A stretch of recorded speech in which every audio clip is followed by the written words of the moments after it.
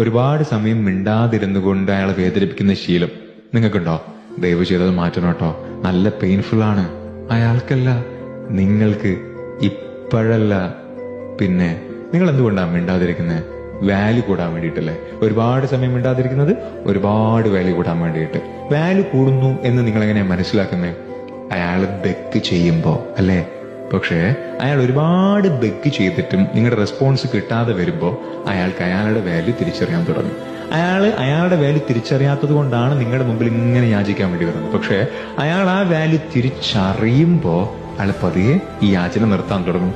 പിന്നെ നിങ്ങൾ സംസാരിക്കാൻ തുടങ്ങും. അയാൾ സൈലന്റ് ആവും. അയാളെ സൈലൻസ് നിങ്ങളുടെ സൈലൻസ് പോലെ ആയിരിക്കില്ല.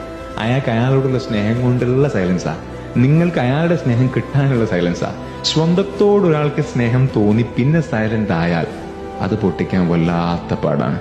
So break your silence and have a wonderful life.